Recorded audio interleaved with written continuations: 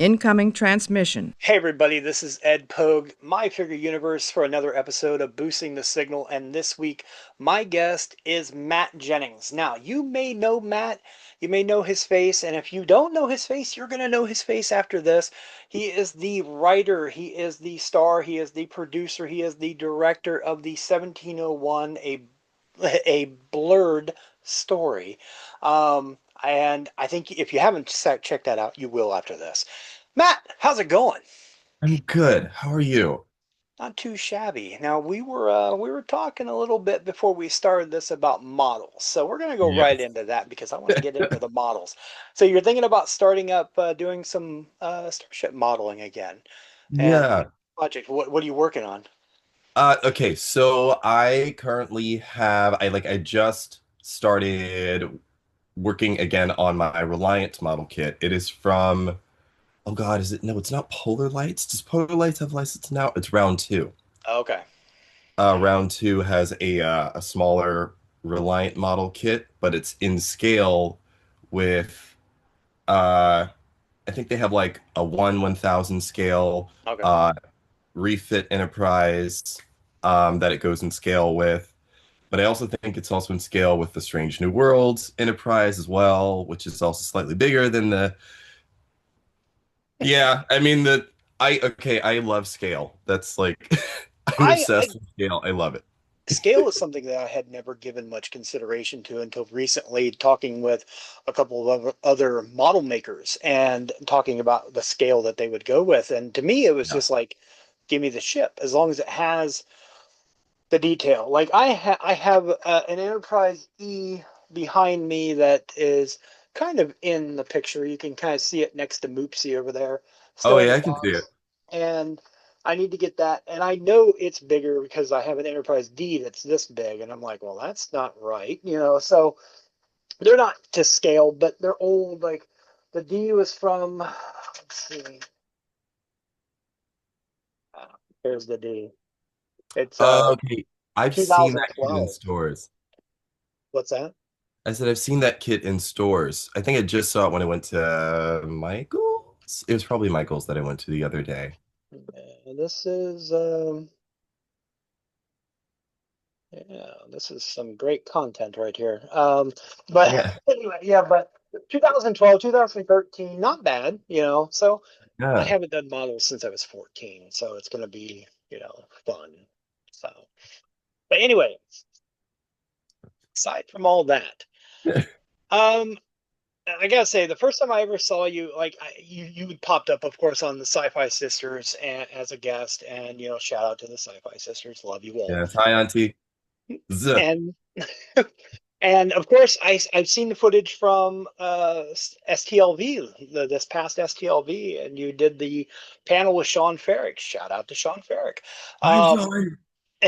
and I started thinking, "Oh, I gotta know more about you. I gotta know more." And then I found the 1701 story that you had done, the Blurred story, and I watched them. I've actually watched it a few times, and it's a wonderful story. Thank I you. have to tell you, your story is not is very it's very topical, it's very universal.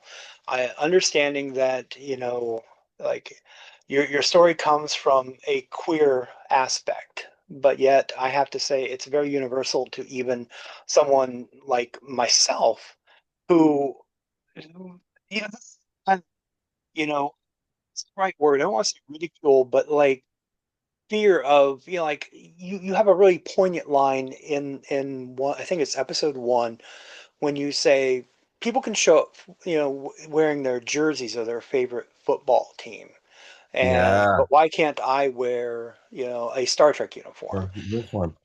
Um, so I remember that line, a variation of that line I heard in, I want to say Trekkies, Okay. when I had watched Trekkies, the first Trekkies documentary years ago, and someone had said something like, "Yeah, you get people showing up all the time wearing their football jerseys. Why can't we just show up in we're showing up in our Starfleet uniforms?"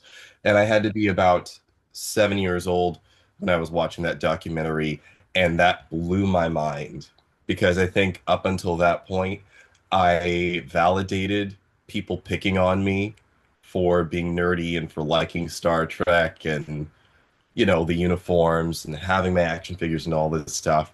And then I watched the Trekkies documentary and I heard that line and that changed my whole, thought process on fandom and fanaticism, your love of things and how it's okay to outwardly express that. Now, I still struggled for years after, but that was a turning point for me.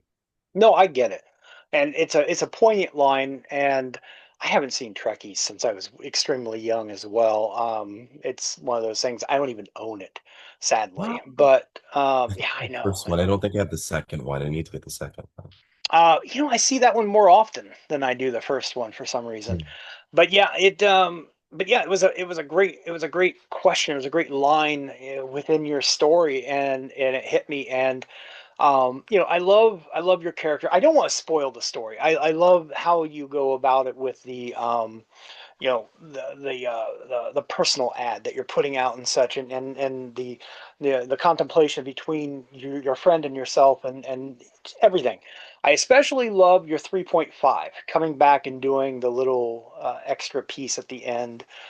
Yeah. Wonderful. I fully, wholeheartedly, everyone should check that out. Worth every moment, and you can kick it out in like less than a half hour. I mean, come on. Yeah, yeah. The 3.5 is really because I'm gearing up for season two. I just had a meeting with my friend Troy, who's produced web series in the past. And the first season that I did was all out of pocket, pretty Okay. much. I had some great I had a great team of people. Garrett Stodko, who did my cinematography. My friend Hector, who did sound last time. He's also the voice of Scotty as Oh, well. okay. He's an actor as well as a voiceover actor. You'll be able to actually see him in season two. He'll be playing a character in season two physically. Um, my friend Sammy, who plays my Dr. McCoy character, uh, helped me to get things into gear with the rest of season one, because the rest of season one was coming right out of the pandemic. And I think I was just feeling a little sluggish and feeling a little directionless at that point. But I got back to storyboarding and I would share my storyboards on Instagram. And so my friend Sammy reached out and he was like, "Hey, so when's it happening?" And that started turning the wheels. And I said to myself, "Oh, I guess I can still do this." So, um, so yeah, yeah, it's been a great process. It's been a beautiful process, and now with 3.5, 3.5 is the transition into what season two will be about, which is about everything that's happening in the country right now, and it's about addressing the feeling of hopelessness and feeling helpless and also taking action. And I think I consider season two ultimately a call to action with everything that's happening. Um, and there's not just one way to protest.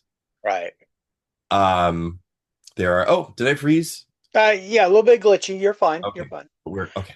You're fine. Um, I'm learning that there's not just one way to protest as well, and that art is a very effective way of protest and resistance. We can see that with what happened with Jimmy Kimmel. We can see that with even though Stephen Colbert was unfortunately canceled. Um, we can see the very fact that these people were taken off the air or under threat of being taken off the air shows the power and the weight that art has. Um, so that has been something that I've been keeping in mind as I continue to work on season two. And when you look at what happens with these characters, you'll see that without spoiling anything, I mean it's commonly known that there is strength in unity, but in season two, I think the how of it will be interesting. I The look how forward that to it.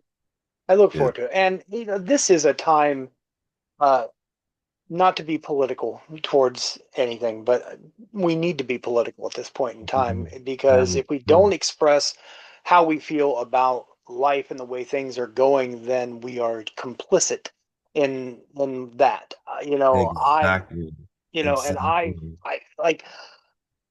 I don't usually post anything political on the My Figure Universe or the any of those Instagram pages, but I do have my private, or public. It's public, but my ePogue 6, I'm very political on there. It's like, look, and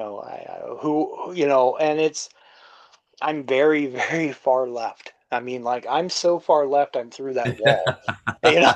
But but yeah, and I don't want to stay quiet. This is conversations that I've had recently with my wife, with my son, his husband. Yeah. Like my son's husband is very political. He's very outspoken. He's very like, do this, do this. My son sits back and listens, but I tell him all the time, you need to listen to your husband, Mm, because what he is saying is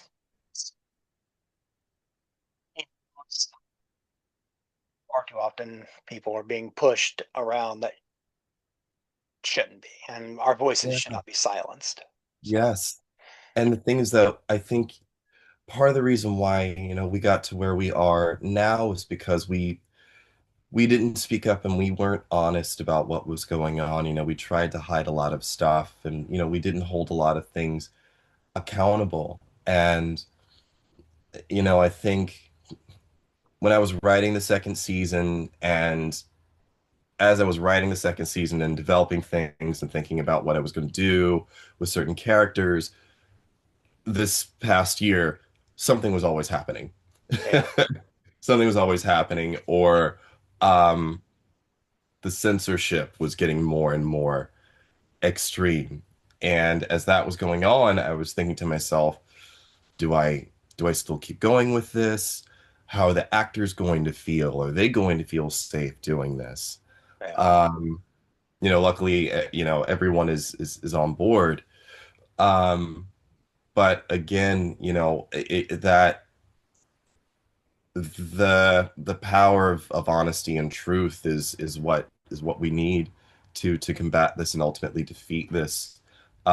There is, not to spoil too much, but in season two, there's a Marjorie Taylor Greene character who's the villain of season two. uh, I'm all for that. I had a yeah. conversation. My wife was talking about her last night. She was in the news, and she's like, "Oh, this," and how'd she pronounce her name? She called her Majori, and I laughed a little bit. I was like, "Yeah," I was like, "Is she a Bajoran?" But Yeah, she said something about it. I was like, I don't care about whatever she said unless it's like, condolences. And I was like, oh, like, it was like, because I don't want to hear it. I'm sorry, but yeah. let's shift gears. Yes, you do Yes, keep yes, freezing a little bit every now and then, just in case I you were do. wondering. But Okay. but Okay. we're okay. We're okay. Okay. But it lasts for a split second, but then you come right back. Let's shift off of that. Let's shift off of the politics because I think we lost 7 viewers right there. Um, I will say this: after I had discovered you, funnily enough, I was doing my first ever watch of For All Mankind. I had never seen the show. and Okay. and it was constantly I'm being told, oh, you got to check it out, and I'm like, well, I don't have Apple TV. It's like I didn't have it. I was like, finally, I'm gonna go get it. I'm gonna watch this show. I got to check it out. I love Deep Space Nine. I am a Deep Space Nine guy. I And that's so, my yeah, that's my heart. well, you can't really see it, but I'm willing to move my camera. Hold on. All right. If you look right here, my Cisco section. I have a Cisco plate. You have a I have, collection of Cisco's? huh?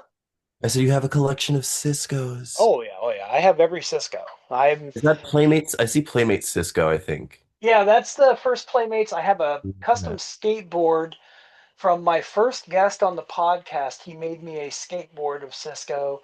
I have a copy of Far Beyond the Stars. I have his baseball stand with a baseball on it. Hmm. And then I have a Cisco Christmas ornament standing there. And I got Cisco Migo down here. He's drinking his Ractigino. So, I am so excited for the new Cisco figure that's coming out from Nacelle. oh yeah, oh my God. Oh, I'm so excited. The wow, I'm forgetting the name of one of the best Deep Space Nine episodes. Oh, Um Pale Moonlight in the Pale I think Moonlight. that's the Pale Moonlight is like that. I'm so excited for that Cisco.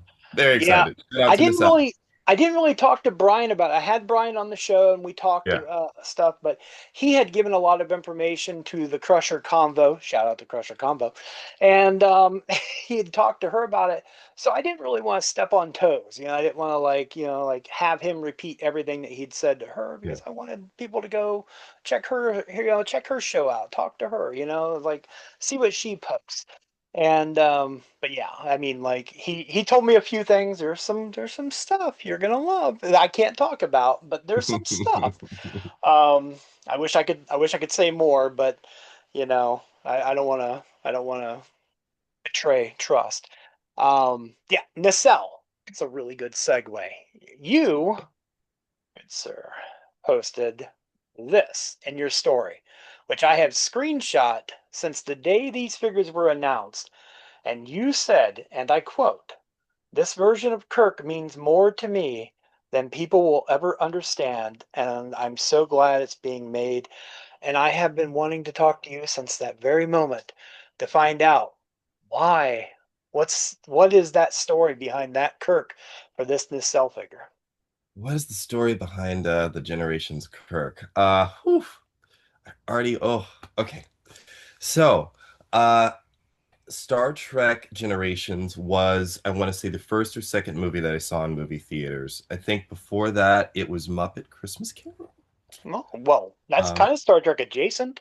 but it is very Star Trek adjacent, and to me, one of the best, if not the best, Christmas Carol version that's ever been put out. I love the Muppet Christmas Carol. Um, Anyway, so I remember going to see Star Trek Generations with my dad took me to see Star Trek Generations, and I think for him, he was just excited to take his son to his first Star Trek movie. Um, and there were so many things that came up when I was watching that movie. The production value, you go from seeing the Next Generation series, which, for that Yeah, time period was always already pretty, pretty well done. Um, but you get to see a film version of the Enterprise D Bridge. You get to see it on this large scale. You get to see, I mean, they didn't get to use the uniforms they wanted, but you get to see I mean, there's always dramatic storytelling in the Next Generation, but the theme of this Next Generation story was so much more about taking your time and uh, realizing that there's sometimes we don't have as much time as we think we have. Um, and when we get to Captain Kirk, we have this passing of the torch storyline, and I didn't even understand that's what was happening in the movie. For me, being well, how old was it? 94. I was probably about 5 or 6. For me, at that point, it was another adventure, and it just happened to feature, Captain Kirk and the Next Generation crew, and it was this crossover. All right, we're gonna do the thing, um, and then at the end of the movie credits roll and he's gone. And for me, it was the first time that I was exposed to the concept of death. yeah. Um, I I think here and there, growing up in that short 5 year period, people had probably passed on in my life, but the concept didn't quite hit, and I don't think that it was quite anyone that was close to me in family. And Kirk at that point, was the closest thing to a close family member at that point, besides my own close family members. He was the only closest family member to me at that point that had passed. Um, and so, yeah, I I had to I had to accept it. It took me until I was 12 years old to watch Generations again Wow. because it was just too painful to watch. That is Uh, that's wow. That's a long yeah, time. yeah, it was a while. I remember because back at that point we still had VHS tapes, and then like we transitioned to DVDs. But I would see that VHS tape, on my dad's shelf, and I would just like go right past it because I'm like, no, I can't handle it. I can't handle it. I can't handle it. My dad, he always says, I remember us getting back on the train after seeing the movie, and I was just so excited to, show you your first Star Trek movie, and I was saying to you, Matt, what did you think? What did you think? And he said, you were sobbing on the train. You were inconsolable. And I felt so bad. Well, it's a good story and a good reason to have that figure. It's a good emotional connection to that figure. I like that. Um, Two things I thought about. I think about when you mentioned the VHS of Generations. I remember when it came out. I remember watching it in theaters, and I remember seeing the bathlet in Kirk's home and Yeah. being confused. Why does he have a bathlet? It doesn't make any sense to me. Not thinking about it being a trophy of someone he's killed, and I didn't think of it.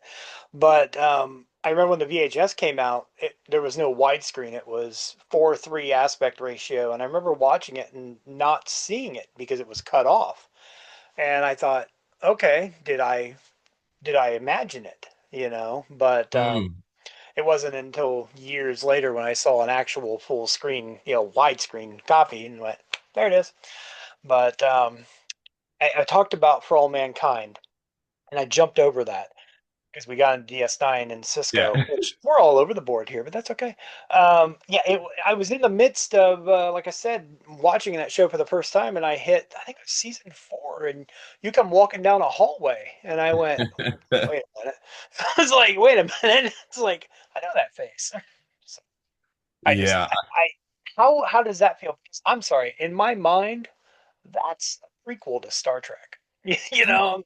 heard. So here's the journey with For All Mankind is kind of wild. So I want to say about a year before I got that I get that bit part. Um, I was I want to say auditioning for a job. It was a job interview for a theater, but everything's always an audition. So I had a job interview for a theater, and uh, the my soon-to-be supervisor was a sci-fi fan, and we just started talking about science fiction and Star Trek, and Deep Space Nine came up, and he said, "Well, if you like Deep Space Nine, you got to watch For All Mankind." And I'd never heard of the show, and I Wow. said, "For All Mankind, what's that?" He said, "Oh, well, it's about this, and it's about this alternate history of blah blah blah." And I was like, "Oh, that's interesting." Um, and his brother wrote for the show. Um, and that's kind of as far as it went. My manager at the time, I want to say about a year later, said, "Hey, we got this audition for you for the show called For All Mankind." And I said, "I've heard of this show before. What? Okay, great. Obviously, Yeah. Oh, yeah. I knew the I'm freezing again. Oh, there No, we it's go. okay. Um, It lasts like about 3 seconds and then you're back. okay.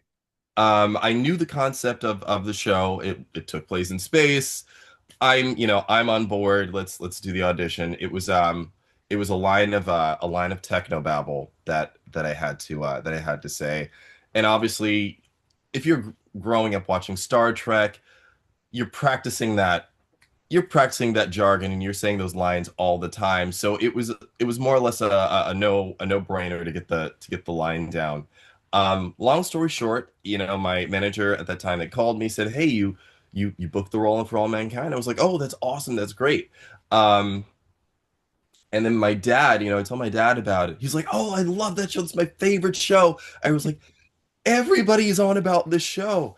Um, and I started doing more reading about it. I think I watched the first episode and I started reading up on it. And then I started reading the fan theories that came out that this was the progression to how we get to the Federation, how we get to Starfleet. Um, and I mean, after watching more of the show, I get it now. Yeah, Um, Now on the day of filming, I so they had the line of technobabble that they had given me in the audition. That was for, I want to say, a good 20 minutes. That was the set line. They changed it about three different times in mm, about a half hour. They changed about three times in a half hour. And, again, technobabble is great if you're able to run it and run it and run it. And if it's the same technobabble that you've been practicing for the last, now if they're going to change it up three times in a half hour and it's technobabble, it's not something simple like "I'm going to the store" or yeah. "now I'm getting to the store." It's, oh God, I can't even remember the line now, but they just switched it up.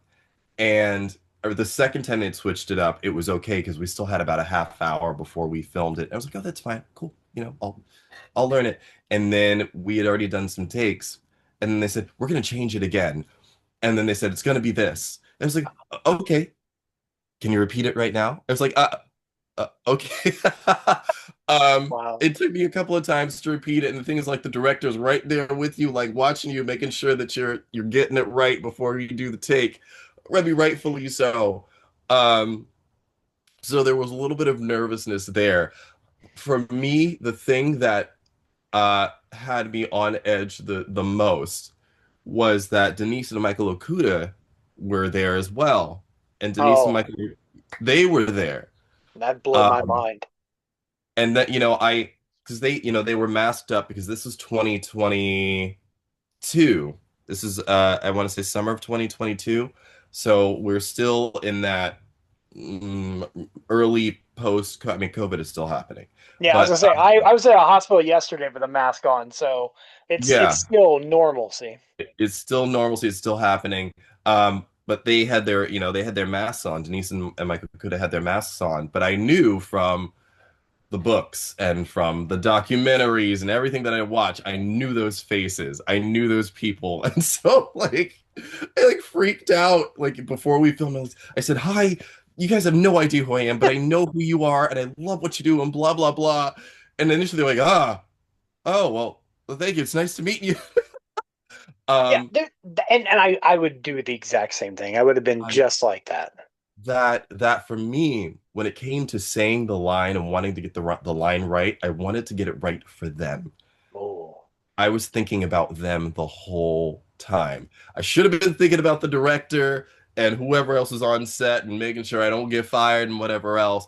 But for me, I was like, I have to get it right for them. For me, that was mom and pop at that moment in time in my head. I got to do it right for mom and pop. I got to do it right for Mike and Denise I love Okuda. it. And I would have Um, done the same thing. There, I can't like I might have so many books that say Michael and Denise Okuda on them, and they're such an internal part of everything. So yeah, that's yes. wonderful.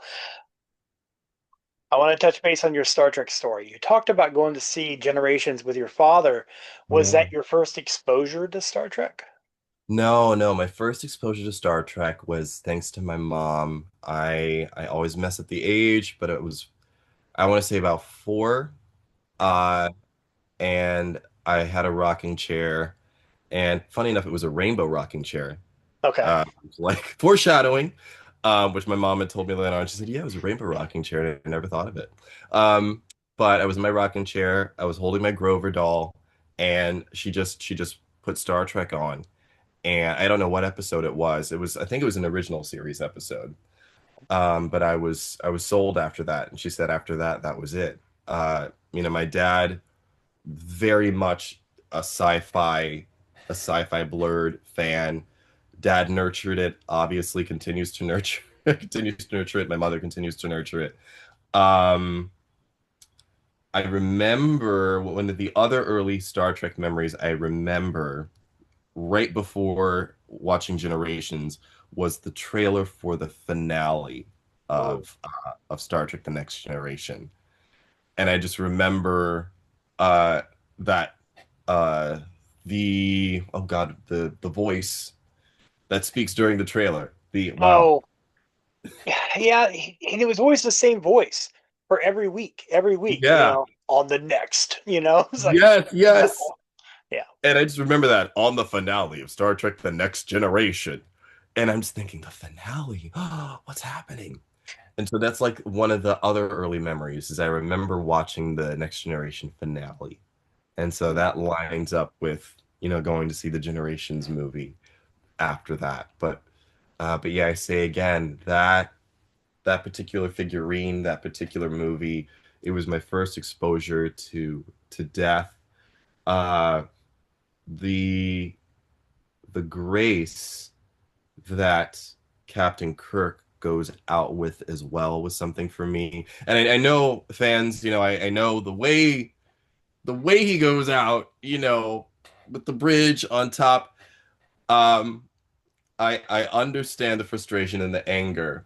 And I will say, as a child, from that viewpoint, seeing this character uh take on godlike figures and take on alien species and speak his way out of a situation, fight his way out of a situation. He doesn't believe in no-win scenarios. He, as he says, he cheats death. Um, to know those things about this character and be exposed to those things about this character up until this point in time, uh, and when death comes for him, he dies in a very simple way. um, there was something very humanizing about it for me. The one thing that always resonated with me on his death, I had never had a problem with how it happened.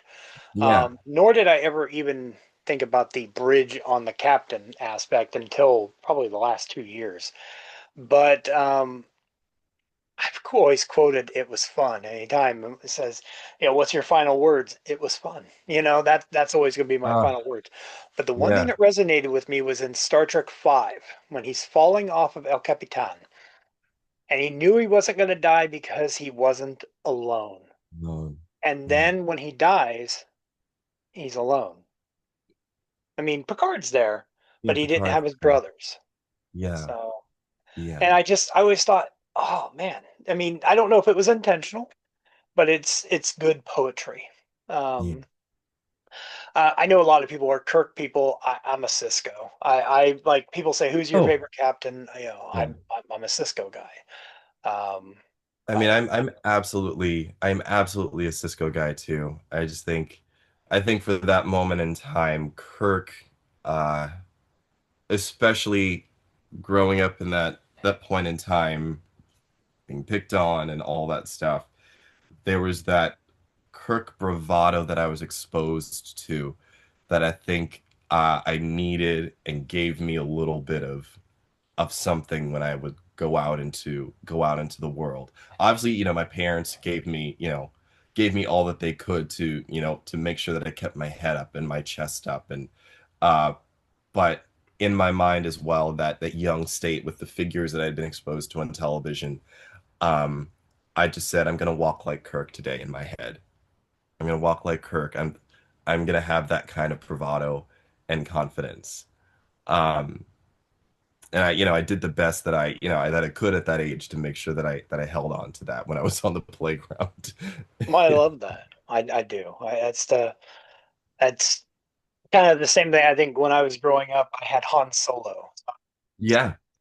I was the Han Solo kid. It's like, who wants to be a Jedi? No, no, no. I'm the smuggler. You know. Yeah.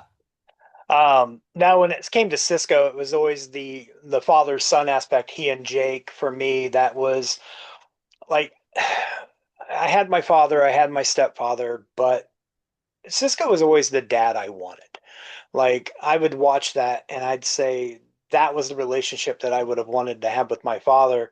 And I was never envious of Jake. I just wanted to be his brother.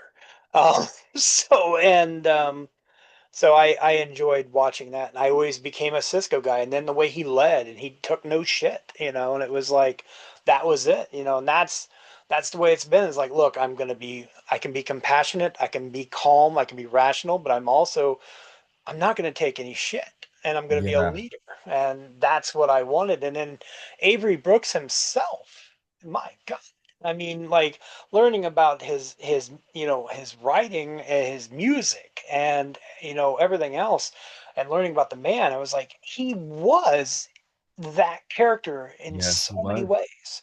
Absolutely. Um, and as I get older now, Cisco is my favorite captain because of those qualities that you mentioned. Um, he has this, to me, perfect balance of knowing when to cut through the crap and get to the core of whatever it is. And then he has those other moments where he embraces joy. And one of my favorite moments with Cisco is when he is speaking to Worf, and I can't remember if it's Worf's trial episode.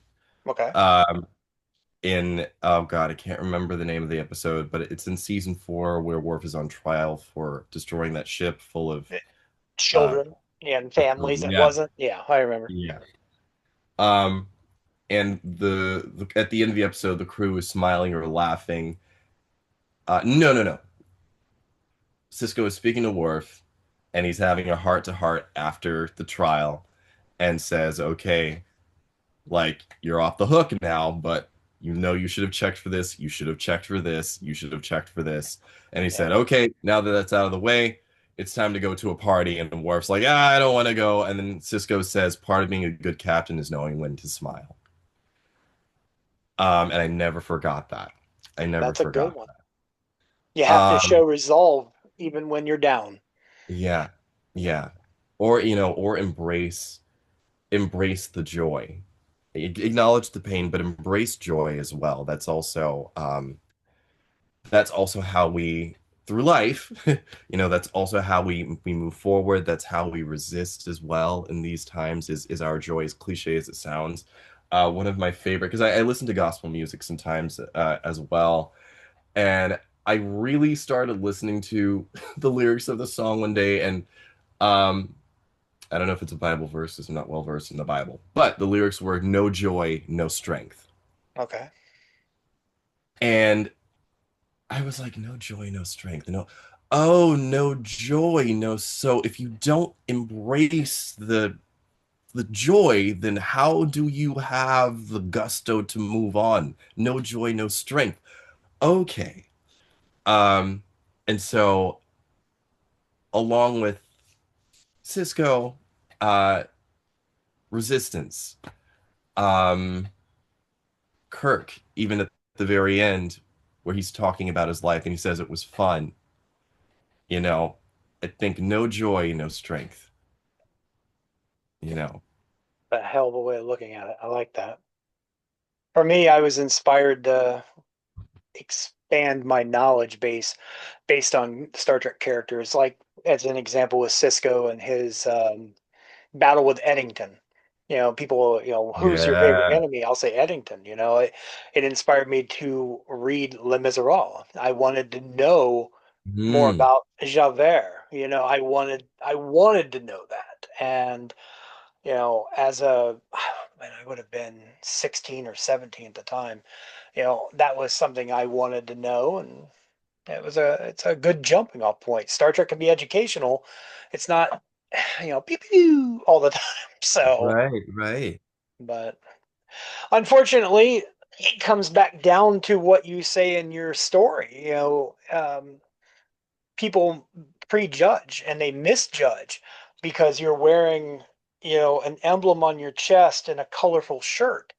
They assume you're a nerd or a geek or whatever, and that's a Mhm. badge of honor. But it's also me. I've always felt being a Trekkie is a gateway of understanding and IDIC, infinite diversities and infinite combinations. It's like anytime it's a welcoming of everybody, and that's the way I think life should be. It's a that's just my opinion. It's definitely it is a way it's a way of life. Um, I consider Star Trek a way of life, a call to action. Um, I look at the message overall when you strip away the details. Uh, for me, Star Trek has always been about love. Um, and I think, I mean, love is obviously universal. Love is a powerful message. Um, and the influence of that, the influence of Trek is, it is, I think it's so underrated and it influences people that really can bring about change on any level. Uh, I mean, not to get back into the political side of it, but when I look at political figures that have made a difference, that have made an impact on this world, on this country, um, AOC, AOC, Jane, she watched Janeway growing up. Yeah, Um, and I think during the heat of COVID in 2020, she said, "Look, if you want to talk about Tuvix, let's talk about it." And she was on, I guess, Twitter at that time, on Twitter saying, "I'll debate you about Tuvix. Let's go." yeah. Um, AOC, uh, Barack, the huh? Oh, Barack. Yes, Barack Yeah, Obama. Um, the mayor of Long Beach. I want to say Robert Garcia. I But don't know. now he's one of the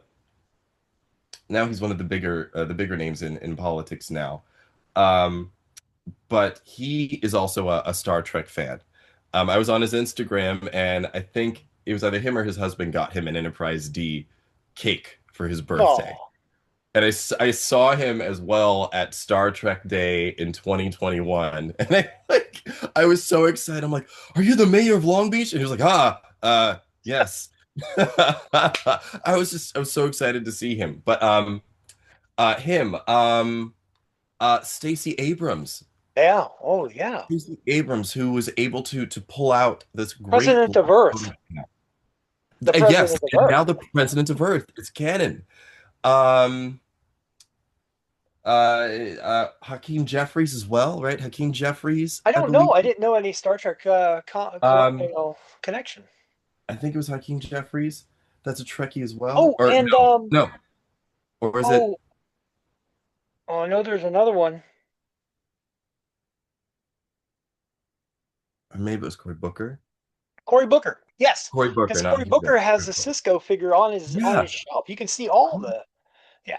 So it's just these people are in these positions of power, positions of influence, and Star Trek is part of their core. So uh it's always a wonder to me that uh Star Trek has never been, and not to jinx anything, that Star Trek has never been in Trump's crosshairs. Yeah. Um, but I don't think he's intelligent enough to to get No. it. I don't No. think that. According to him today, nobody understands how magnets work. So Yeah. So I'm not that, because I don't think anybody on Trump's team would understand Star Trek. So I think we're safe. Um, but I say all that to say that the power, the influence that Trek has, and that the Trekkie has, is pretty amazing. And I think that we shouldn't underestimate that in these times. We're beautiful people, and oh yeah. we can bring about some change, The I think, like you said at the beginning, with unity we can accomplish everything. Yeah. As long as we stay together and the other thing is I have people in my life that I love dearly, but they don't see the same way I do politically, and it's it's saddening. I know it's sad for them because they think that I'm in the wrong, Yeah. you know. But the best I can do is just kind of take the teachings of what I've learned from Star Trek and as embrace them, hope for the best, and hopefully show them through my actions how things can be better. And Yeah. if enough people can change their actions, maybe we can make this world better. Yeah. I don't know. It's there is a pain that comes with people being on the other side of this, um, especially if you've grown up together, Yeah. especially with their family. You know, there's a pain of this extreme now, especially this extreme that we're seeing now. Uh, of For me, you know, it was having to let people go. I had to do that for myself, because at a certain point it was just too painful, to hold on to certain people. And there, you know, being fully transparent, there was anger that that came with that, but it was more honesty, being honest with myself, saying that I have to move on. And Yeah. that's even something that's touched on in one of the episodes in the second season of the show that I've written. You see a flashback episode with the characters of me and my friend Emerson and my friend Bones, and you find out that there was a fourth person that was responsible for bringing them all together. Oh, really? Um, and you see these guys go from being, you know, elementary school kids to more or less adults. Yeah. And you see the strength of the friendships, the bonds growing, how each person bonded, how they all came together. And meanwhile, you also see the hints of MAGA that have seeped through over the years. And you just see it and you see it and you see it until at one point it becomes full blown, and one by one the friends slowly break away. And that is I mean, again, you know, it's for some people you have to move on, and you have to let go, you have to not engage in the arguments anymore, because there's, you know, they're not going to go anywhere. You know, you have to preserve your peace at some point. And, you know, like you said, you understand that you're not going to change their mind, at least at this juncture. Yeah. Um, Being as well, just being is sometimes the most powerful thing that you can do, is just to sit there and be and continue to be, and let them watch. And if they learn something from watching, great. If not, then, you know, that's an acceptance that you have to have. But ultimately, there's an energy that you have to stop giving so you can survive and you can live, you know? And it's painful sometimes. To touch on what we had said earlier about how your 1701 a blurred story is very universal. What you're talking about, your aspect for season two and the core group of people and splitting apart because of the MAGA slipping in is universal as well. I myself have three really good friends I've known 30 plus years, Yeah, yeah, and I no longer speak to them. They are no longer part. I had to break away from yeah. that group because yes, growing up they were my brothers, Yes, but yes, exactly, exactly. something changed. Something And changed. yeah, and I feel that. I feel Yeah. that. I also feel I don't know. I feel that. I really do. I did that hits and that resonates, and I look forward to that story. I really do.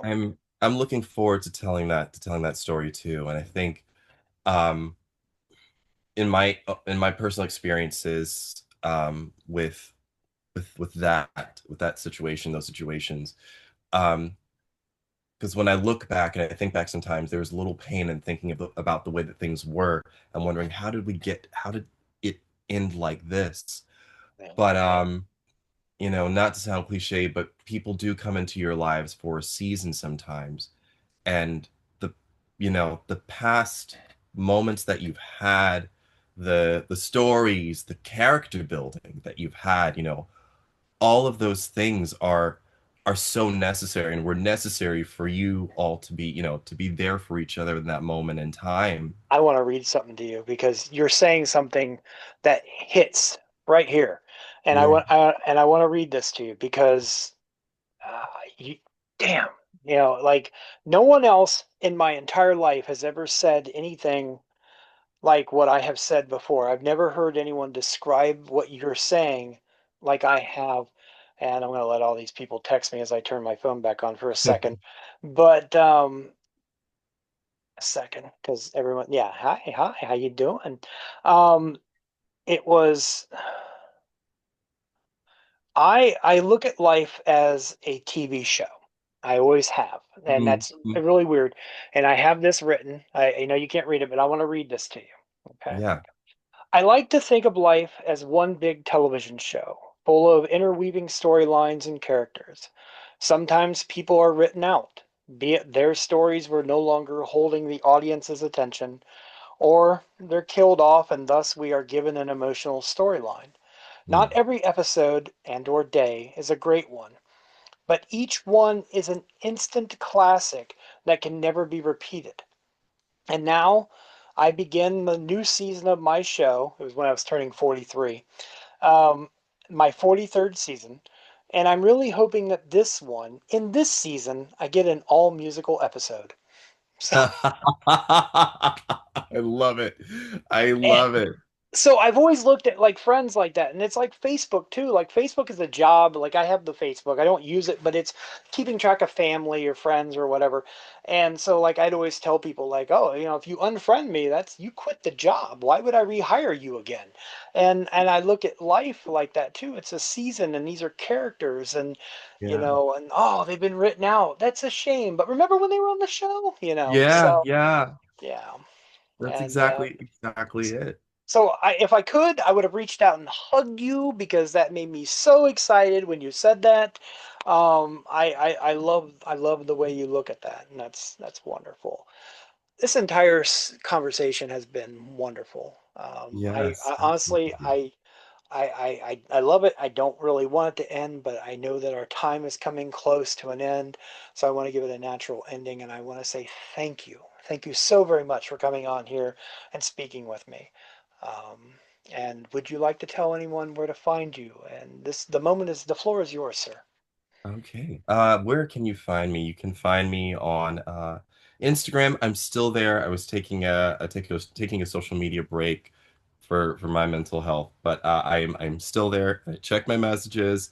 You can find me on Instagram at 1701 BLERD. That's the Instagram for the web series.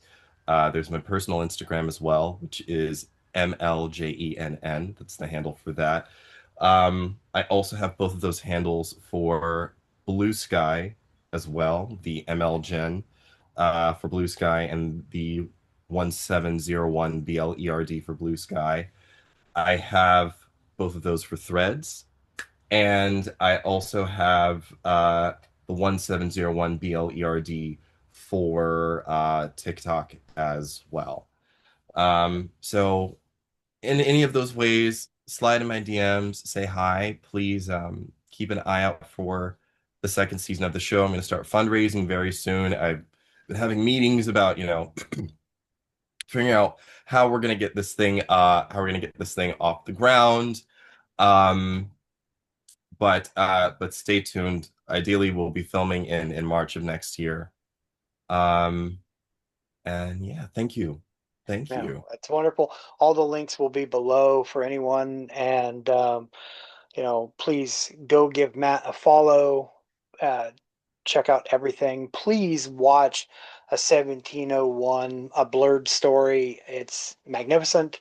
Thank you. Looking forward to season two and everything else. In your story, when you say in the 1701 A Blerd Story, you say when you first meet someone, you say, this is the first thing you do. Yeah. And I'm going to end it with this, and I'm going to say, live long and prosper. Thank you for your Oh time, my. and I look forward to the second season. Thank you. It's such a pleasure. Thank you for having me on. You're welcome.